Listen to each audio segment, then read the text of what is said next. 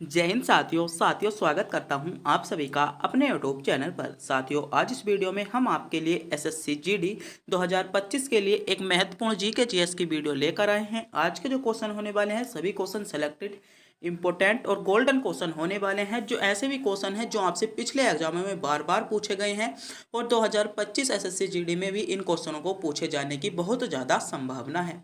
तो आज का प्रत्येक क्वेश्चन आपके लिए गोल्डन क्वेश्चन होगा, तो इस वीडियो को पूरा ध्यान से जरूर देखिएगा। तो बिना टाइम गवाए करते हैं वीडियो को स्टार्ट। आपका पहला क्वेश्चन है गरबा नृत्य किस राज्य का नृत्य है। तो आपसे पूछा गया है जो आपका गरबा नृत्य है वह आपका किस राज्य का है, गुजरात, केरल, हरियाणा या पंजाब। तो मेरे प्यारे साथियों, बात करते हैं गरबा नृत्य की। तो गरबा आपका गुजरात का नृत्य है, यानी ए विकल्प के साथ आपका सही जवाब हो जाएगा। अगर मेरे प्यारे साथियों आप भी इन क्वेश्चनों का जवाब जानते हैं तो हमारे बताने से पहले आप क्या कमेंट बॉक्स में भी इन क्वेश्चनों का जवाब बता सकते हैं। अगला क्वेश्चन है आयुष्मान भारत डिजिटल मिशन का कार्यान्वयन करने वाली संस्था का नाम क्या है। तो आयुष्मान जो भारत डिजिटल मिशन है उसकी कार्यान्वयन करने वाली संस्था का नाम आपसे पूछा गया है। तो उसका संस्था का नाम क्या है, तो NHA उस संस्था का नाम है, यानी विकल्प बी के साथ इसमें आपका बिल्कुल करेक्ट जवाब हो जाएगा। अगर मेरे प्यारे साथियों आपने अभी तक हमारे चैनल को सब्सक्राइब नहीं किया है तो चैनल को भी सब्सक्राइब जरूर कर लें, क्योंकि हम आपके लिए एसएससी जीडी से रिलेटिव इंपॉर्टेंट और सेलेक्टेड वीडियो लेकर आते रहते हैं। अगला क्वेश्चन है आपका निम्नलिखित में से कौन स्वतंत्र भारत के पहले वित्त मंत्री थे। तो आप बताइएगा स्वतंत्र भारत के पहले वित्त मंत्री आपके कौन थे। ऑप्शन है डॉक्टर राजेंद्र प्रसाद, RK षणमुख चटर्जी या आपके अब्दुल कलाम आजाद या डॉक्टर भीमराव अंबेडकर। तो स्वतंत्र भारत के पहले वित्त मंत्री पूछा गया है। तो स्वतंत्र भारत के जो पहले वित्त मंत्री थे वे थे आपके RK षणमुखम चेट्टी, यानी बी विकल्प के साथ इसमें आपका बिल्कुल करेक्ट जवाब हो जाएगा। बात करते हैं वर्तमान में भारत के आपके कौन वर्तमान में वित्त मंत्री कौन है। तो निर्मला सीतारमण जी हैं, आपको पता ही होगा क्योंकि वर्तमान में भी क्वेश्चन आपसे पूछा जा सकता है।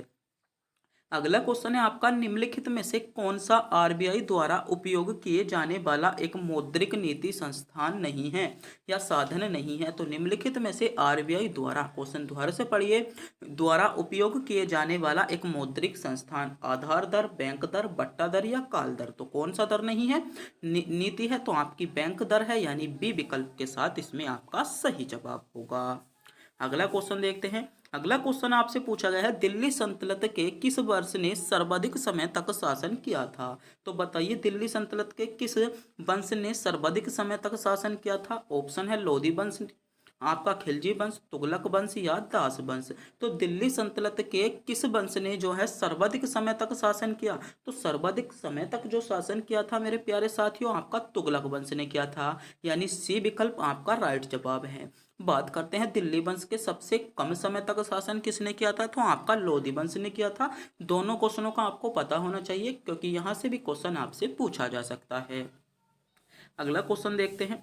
अगला क्वेश्चन है आपका भारत के संविधान का निम्नलिखित में से कौन सा अनुच्छेद पाकिस्तान से भारत आने वाले व्यक्तियों के नागरिकता के अधिकारों से संबंधित है। इंपॉर्टेंट क्वेश्चन है। अनुच्छेद 4, अनुच्छेद 5, अनुच्छेद 7 या अनुच्छेद आपका 9।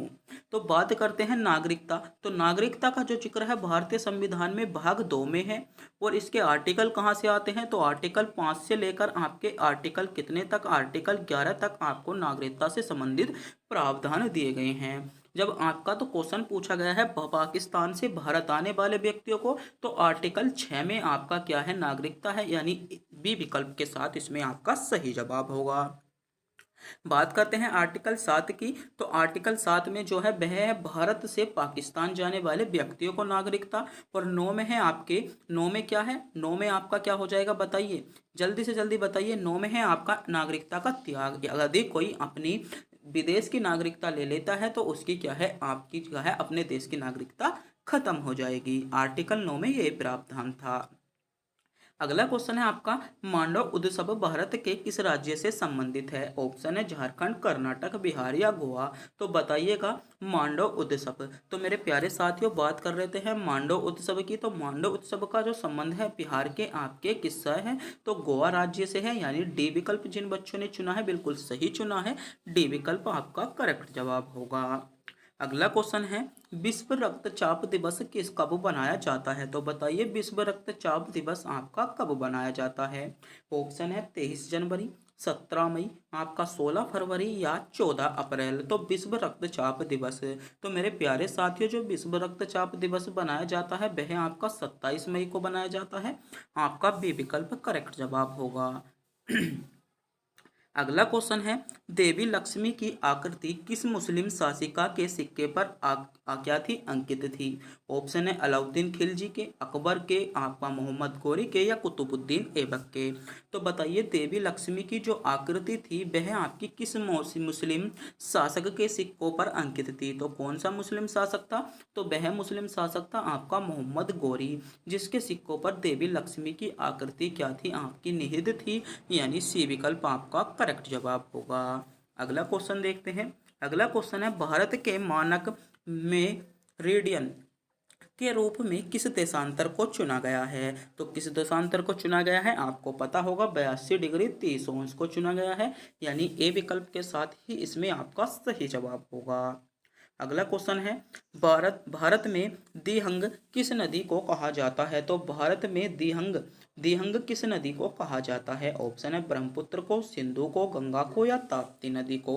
तो मेरे प्यारे साथियों जो दिहंग कहा जाता है वह आपका ब्रह्मपुत्र नदी को कहा जाता है, आपको ध्यान रखना होगा, यानी ए विकल्प इसमें आपका बिल्कुल करेक्ट जवाब है। मेरे प्यारे साथियों अगर आपने अभी तक चैनल को सब्सक्राइब नहीं किया है तो चैनल को सब्सक्राइब जरूर कर लें। अगला क्वेश्चन है नौरोजा या नवरोज भारत में निम्नलिखित में से किस समुदाय द्वारा बनाया जाता है? तो ये आपका एक त्योहार होता है जो आपका पारसियों द्वारा बनाया जाता है, आपको ध्यान रखना होगा, यानी डी विकल्प आपका करेक्ट जवाब हो जाएगा। अगला क्वेश्चन है आपका निम्नलिखित में से किस राज्य में सबरीमाला श्रीधाम संस्था मंदिर है? तो सबरीमाला जो आपका श्रीधाम संस्था मंदिर है मेरे प्यारे साथियों वह आपका किस राज्य में है? तो आपको पता होना चाहिए ये आपका केरल राज्य में है। तो केरल आपके कौन से विकल्प में दिया गया है? डी विकल्प में आपको केरल राज्य दिया गया है, डी विकल्प आपका इसमें बिल्कुल आपका बिल्कुल करेक्ट जवाब होगा।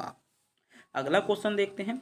अगला क्वेश्चन है निम्नलिखित में से कौन सी प्रजाति संकटग्रस्त है? तो संकटग्रस्त आपकी प्रजाति है, बताना होगा आपका हिमालयी, आपका भूरा भालू, एशियाई चीता, एशियाई हाथी या धनेक्स पक्षी या हॉर्नबिल। तो संकटग्रस्त घासी पूछी गई है तो आपकी एशियाई हाथी है, यानी सी विकल्प के साथ इसमें आपका बिल्कुल सही जवाब होगा। अगला क्वेश्चन देखते हैं। अगला क्वेश्चन है भारत के राज्य अभिलेखागार की स्थापना किस वर्ष की गई थी? तो राष्ट्रीय अभिलेखागार की जो स्थापना की गई थी मेरे प्यारे साथियों आपकी 1891 में की गई थी। तो 1891 आपको विकल्प सी में मिल जाता है, सी विकल्प के साथ इसमें आपका बिल्कुल सही जवाब होगा। अगला क्वेश्चन है स्वतंत्रता के बाद पहली बार भारत ने पुरुष की हॉकी में किस ओलंपिक खेल में स्वर्ण पदक जीता था? तो पहली बार आपका हॉकी में जो ओलंपिक जो स्वर्ण पदक जीता था वह आपका लंदन में जीता था। तो लंदन आपको विकल्प ए में मिल जाता है, यानी ए विकल्प के साथ आपका बिल्कुल करेक्ट जवाब हो जाएगा। अगला क्वेश्चन है भारत के पड़ोसी देश भूटान की आधिकारिक भाषा कौन सी है? तो सभी बच्चों को पता होगा जोंगखा, यानी बी विकल्प इसमें आपका बिल्कुल सही जवाब होगा। अगला क्वेश्चन देखते हैं। अगला क्वेश्चन है भारत के राष्ट्रीय चिन्ह को किस दिन अपनाया गया? ऑप्शन है 15 अगस्त 1947 को, 15 अगस्त 1952 को, 26 जनवरी 1950 को या 26 जनवरी 1959 को। तो बताइएगा भारत में राष्ट्रीय चिन्ह को किस दिन अपनाया गया? तो बात कर रहे हैं राष्ट्रीय चिन्ह को किस दिन अपनाया गया। तो राष्ट्रीय चिन्ह को जो अपनाया गया था 26 जनवरी 1950 को अपनाया गया था, यानी सी विकल्प में आपको 26 जनवरी 1950 दिया गया है, जिसका आपका बिल्कुल करेक्ट जवाब विकल्प सी के साथ आपका सही जवाब होगा। अगला क्वेश्चन है सती प्रथा का प्रथम अभिलेखनीय उदाहरण किस काल में मिलता है? तो सती प्रथा का जो प्रथम अभिलेखीय उदाहरण मिलता है मेरे प्यारे साथियों वह आपका गुप्त काल या गुप्त वंश में मिलता है, आपका बी विकल्प के साथ इसमें आपका सही जवाब हो जाएगा। अगला क्वेश्चन है 1885 में आयोजित कांग्रेस के प्रथम अधिवेशन के अध्यक्ष कौन थे? इंपॉर्टेंट, सेलेक्टेड और बहुत ही ज़्यादा गोल्डन क्वेश्चन है आपका।